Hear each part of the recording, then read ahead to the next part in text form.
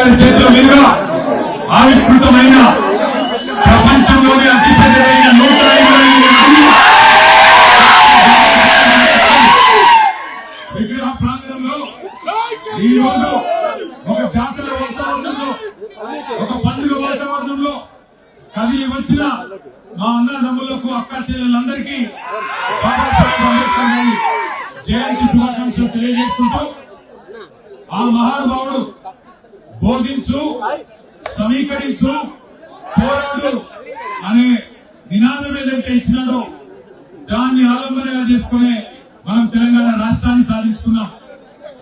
లక్షల సంఖ్యలో ప్రజల్ని సమీకరిస్తూ అడుగడుగున తెలంగాణ రాష్ట్ర ఏర్పాటు ఆవశ్యకతలు వారికి బోధిస్తూ, వివరిస్తూ, అట్లాగే ఎక్కడ ఏ వర్గానికి సమస్య వచ్చినా పోరాడుతూ అల్టిమేట్ గా బాబాసాహెబ్ రాసిన రాజ్యాంగంలోని ఆర్టికల్ 3 ఆధారంగానే మనం మన తెలంగాణ రాష్ట్రాన్ని సాధించుకున్నాం. దార్శనికుడు, మహానుభావుడు డాక్టర్ బాబాసాహెబ్ చెప్పిన మాట ఒకటే, ఈ దేశంలో మన సమాజంలో సమానత్వం రావాలి అంటే ప్రతి ఒక్కరికి విద్య అందాలి అనేది. అందుకే విద్యతోనే వికాసం వస్తుంది, వికాసంతోనే సమానత్వం వస్తుందని చెప్పి ఆనాడు కేసీఆర్ గారి నాయకత్వంలో 1000 గురుకుల పాఠశాలలు పెట్టుకున్న 1000 గురుకుల పాఠశాలల్లో 6.5 లక్షల మంది విద్యార్థులకి, ఒక్కొక్కరికి ఎస్సీ, ఎస్టీ, బీసీ, మైనారిటీ పిల్లలకి, అగ్రవర్ణాల్లో ఉండే పేదలకి బ్రహ్మాండమైన నాణ్యమైన విద్య 1,20,000 రూపాయలు ఒక్కొక్క విద్యార్థి మీద ఖర్చు పెట్టి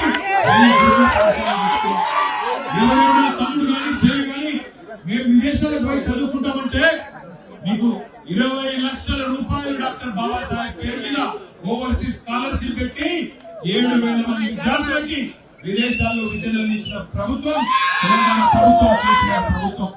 ఒక్కొక్క మాట నేను గుర్తు చేస్తున్నా, మాటల్లో అంబేద్కర్ గారు గౌరవం అంటే చాలు, చేతల్లో కూడా చూపెట్టాలి. కాబట్టి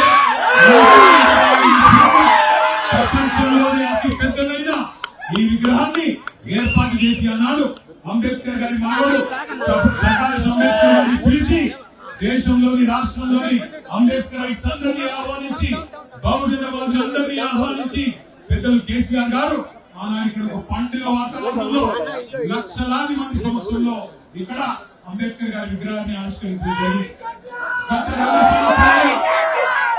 గత 2 సంవత్సరాలుగా 2024 ఏప్రిల్ 14 నాడు ఈ విగ్రహాన్ని బందీగా పెట్టారు.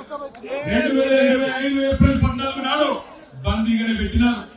లక్షల సంఖ్యలో ప్రజలు మహారాష్ట్ర నుంచి, వేరే రాష్ట్రాల నుంచి, తెలంగాణ నుంచి, ఆంధ్రప్రదేశ్ నుంచి ఇంతటి అపరూపమైన విగ్రహాన్ని చూడడానికి వస్తే కనీసం గేట్లు కూడా తెరవకుండా 2 ఏళ్లు బందీగా పెట్టినారు. కానీ మొన్న 14 రోజుల కిందట మీరు తెరుస్తారా లేదా మేమే సంఖ్యలు తెంపి బద్దలు పెట్టుకొని హెచ్చరిస్తే ఇవాళ సచ్చినట్టు ఇక్కడ ప్రభుత్వ ఆధ్వర్యంలో కార్యక్రమం జరుగుతుంది. ఇక్కడికి రాగానే నాకు, మా శ్రీనివాస్ యాదవ్ గారికి, మా మాజీ మంత్రులు కొప్పుల ఈశ్వర్ గారు, మా శ్రీనివాస్ గౌడ్ గారు, మా ప్రశాంత్ రెడ్డి గారికి, మా బాల్కా సుమన్ కుమార్, రవిచంద్ర గారికి, మా పెద్దలు మత్స్యనాథ్ గారు, మా ప్రతిపక్ష నాయకుడు, మా అందరికీ కడుపు నిండినట్టు అయింది ఇక్కడికి రాగానే. ఎందుకంటే ఒక పండుగ వాతావరణంలో, ఒక పల్లెటూరులో ఒక జాతర జరిగితే ఎట్లుంటుందో ఇలా జాతర మాదిరిగా వేలాదిగా ప్రజలు నడిచొస్తుంటే మా కేసీఆర్ గారి నాయకత్వంలో మనం ఎందుకు ఈ కార్యక్రమాన్ని ఏర్పాటు చేస్తున్నామో మళ్ళీ ఒకసారి గుర్తు తెచ్చుకున్నట్టు అయింది. కేసీఆర్ గారి నాయకత్వంలో అన్నాడు అంబేద్కర్ గారు ఏదైతే సమానత్వాన్ని కోరుకున్నారో, ఏదైతే అన్నాడు let us fight caste with capital అన్నారో దానికి అనుగుణంగానే దళిత బంధు అనే కార్యక్రమాన్ని పెట్టుకున్నాం. ఒక్కొక్క దళిత కుటుంబానికి 10 లక్షలు ఇచ్చే కార్యక్రమం, ఒక ఉదాత్తమైన కార్యక్రమాన్ని పెట్టుకున్నాం.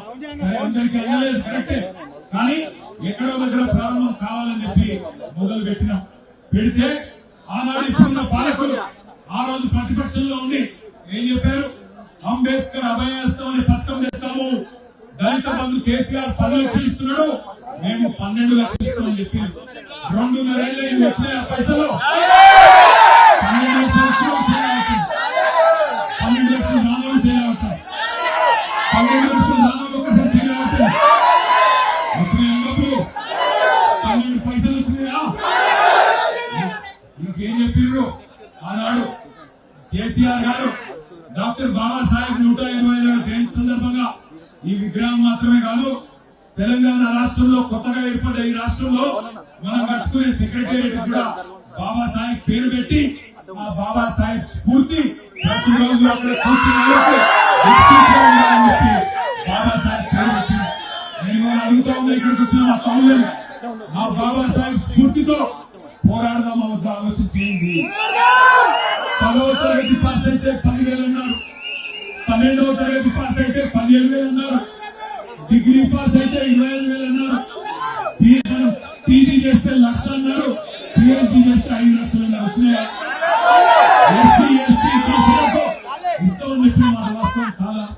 అందుకే అంటా ఉన్నా, ఆ మహానుభావుడి తెలుసుకోవడం కాదు, ఆ మహానుభావుడి స్ఫూర్తిగా చేవెళ్లలో చెప్పిన ఎస్సీ ఎస్టీ డిక్లరేషన్ అమలయ్యేదాకా, కామారెడ్డిలో చెప్పిన బీసీ డిక్లరేషన్ అమలయ్యేదాకా, వరంగల్ లో చెప్పిన రైతు డిక్లరేషన్ అమలయ్యేదాకా, ఇచ్చిన 430 హామీలు అమలు చేసేదాకా ఆ మహానుభావుడి స్ఫూర్తితో పోరాటం సాగిద్దాం.